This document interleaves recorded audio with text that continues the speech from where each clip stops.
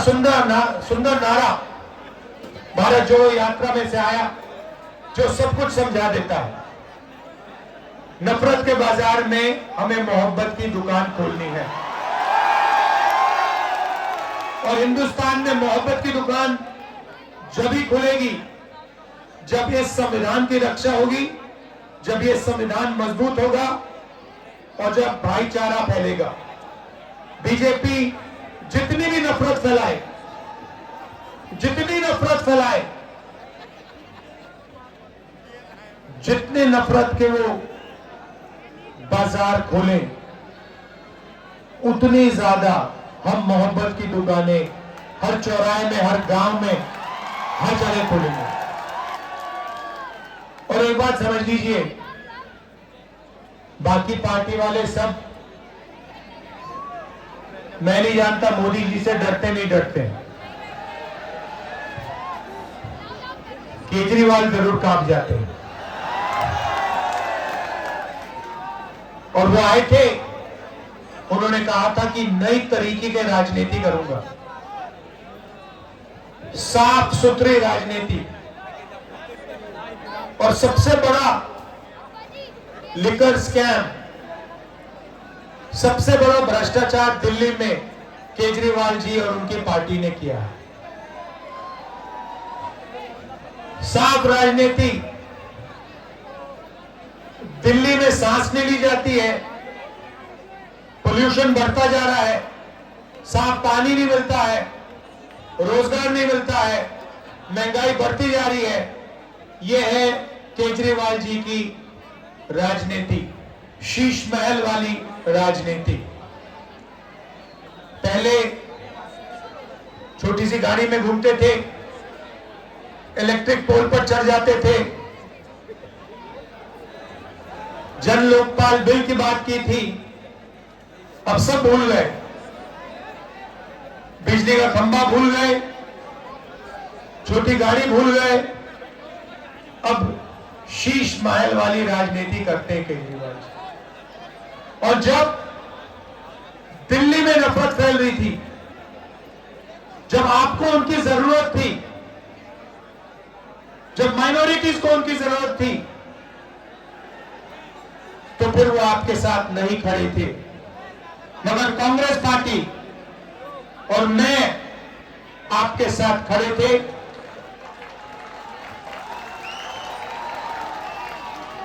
आप देखिए, बात समझ लीजिए, हमें नफरत का हिंदुस्तान नहीं चाहिए, हम नफरत का हिंदुस्तान नहीं होने देंगे।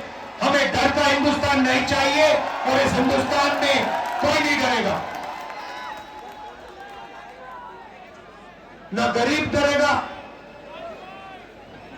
ना माइनॉरिटी के लोग डरेंगे, ना दलित डरेगा, ना आदिवासी डरेंगे, ना किसान डरेंगे, कोई नहीं डरेगा। और जितना ये डर फैलाने की कोशिश करेंगे, जहां भी ये डर फैलाने की कोशिश करेंगे, हम इनके सामने खड़े होके मोहब्बत की दुकान, इनके मुंह के सामने, नरेंद्र मोदी के चेहरे के सामने हम मोहब्बत की दुकान खोलेंगे। और ये मत सोचिए, ये नरेंद्र मोदी जी जो है, इनसे कोई हम डरते नहीं है। आपने देखा होगा, पहले लंबे लंबे भाषण होते थे, 56 इंच की छाती होती थी। लोकसभा के चुनाव के बाद आपने इनका चेहरा देखा होगा, 400 पार हो गए इनके क्या। संविधान को ऐसे किया है नरेंद्र मोदी जी ने, कांग्रेस पार्टी ने नरेंद्र मोदी जी को ऐसे मत्था टिकवा के ये यहां लगवा दिया कांग्रेस पार्टी ने।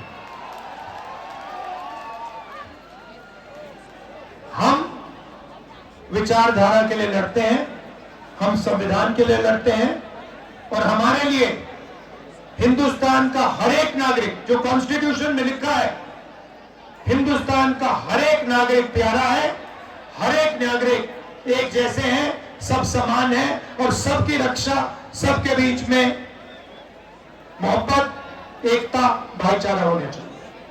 ये हमारी सोच है। आप देखिए,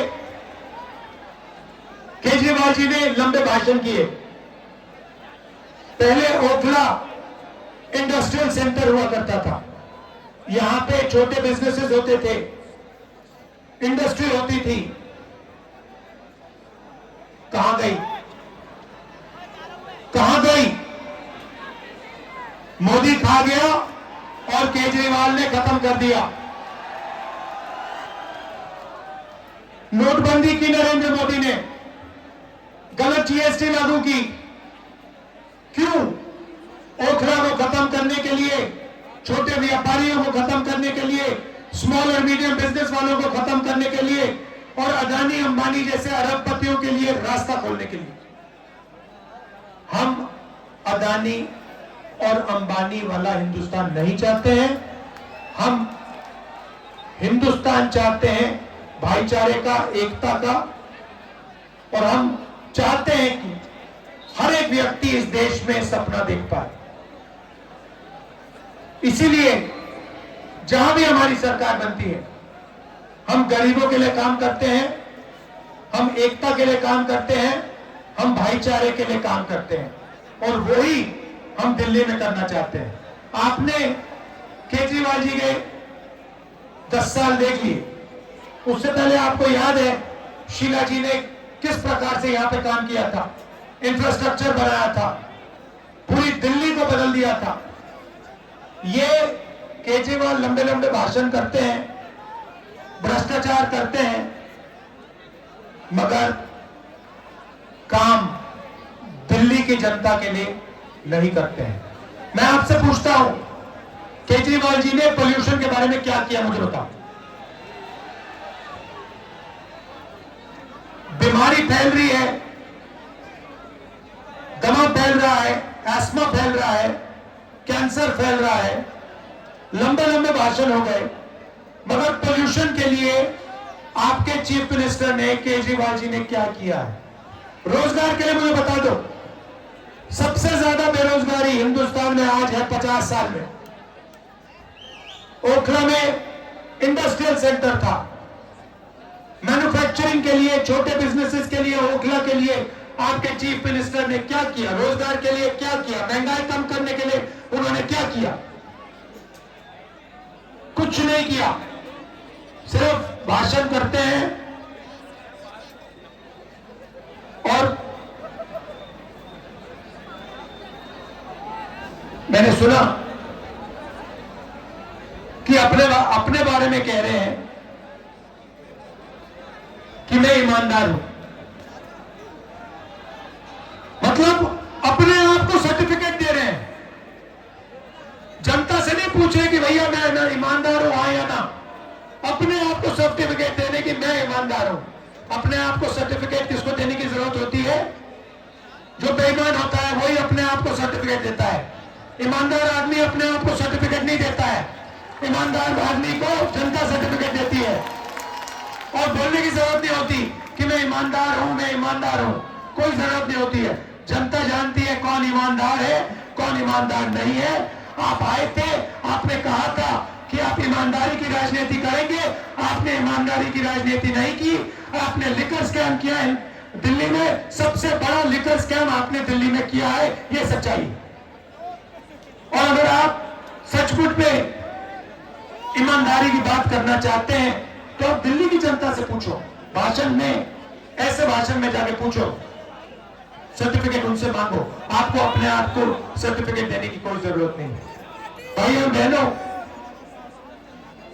एक बात मैंने पार्लियामेंट में की, हिंदुस्तान में 50% पिछड़ा वर्ग है, 15% माइनॉरिटी है, उसमें मुसलमान हैं, ईसाई हैं, सिख भाई हैं,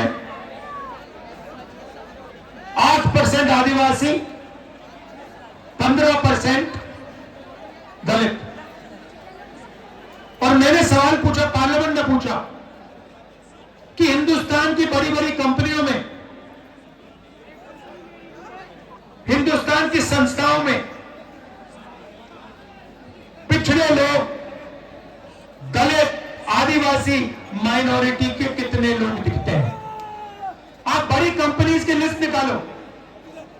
ये अरबपतियों की कंपनी है, अदानी अंबानी, ये कंपनियां, इनके सीनियर मैनेजमेंट की लिस्ट निकालो, इनके मालिकों की लिस्ट निकालो और आपको दिखेगा कि 90% लोगों की इसमें भागीदारी है ही नहीं।